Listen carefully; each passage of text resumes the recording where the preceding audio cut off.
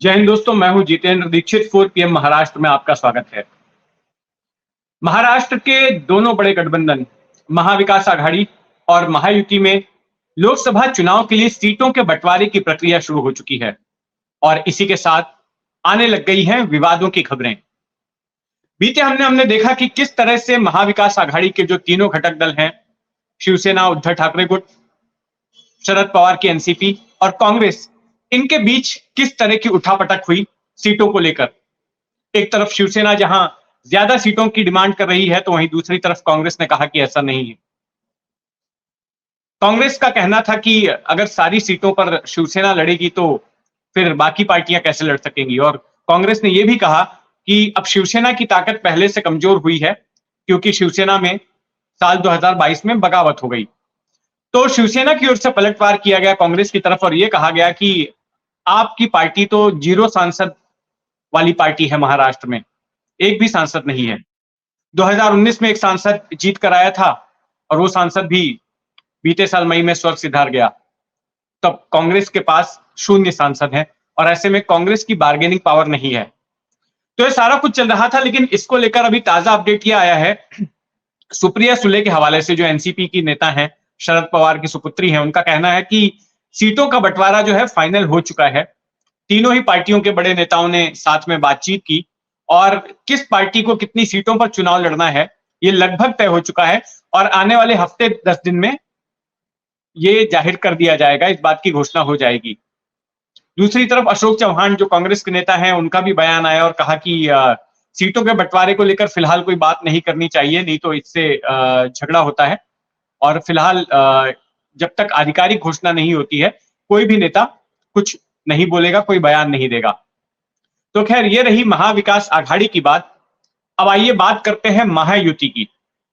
महायुति जो इस वक्त महाराष्ट्र की सत्ता में है, जिसमें सबसे बड़ी पार्टी है बीजेपी, फिर है एकनाथ शिंदे वाली शिवसेना, जिसके नेता एकनाथ शिंदे महाराष्ट्र के मुख्यमंत्री भी हैं, और तीसरी पार्टी है अजीत पवार वाली एनसीपी, जो बीते साल जुलाई में बगावत करके सरकार में शामिल हो गई। तो अब इन तीनों पार्टियों के बीच भी सीटों के बंटवारे की प्रक्रिया शुरू हो चुकी है। अब इस गठबंधन से खबर यह आ रही है कि 2 सीटें ऐसी हैं जिनको लेकर विवाद हो सकता है इस पार्टी के घटक दलों के बीच, और खास करके ये विवाद की गुंजाइश है बीजेपी और एकनाथ शिंदे वाली शिवसेना के बीच में। तो ये 2 सीटें हैं, एक तो है सिंधुदुर्ग रत्नागिरी की सीट। ये 2 अलग अलग जिले हैं और इन दोनों जिलों को मिलाकर एक लोकसभा की सीट बनाई गई है।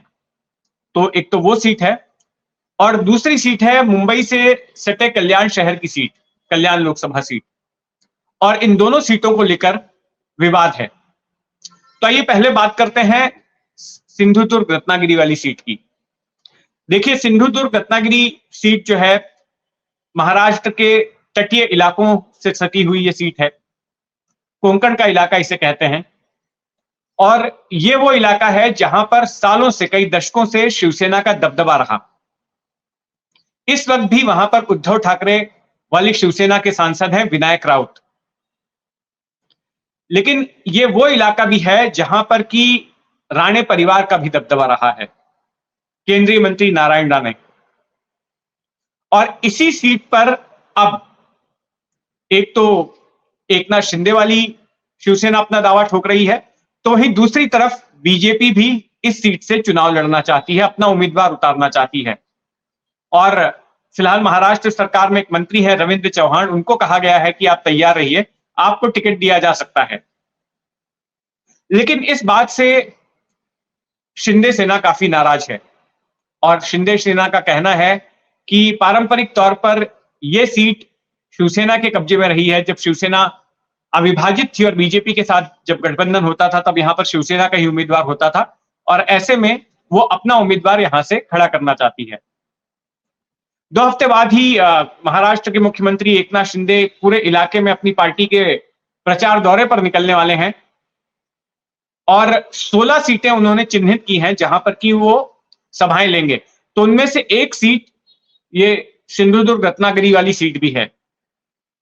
तो इसका साफ मतलब है कि ये सीट शिंदे सेना छोड़ने को तैयार नहीं।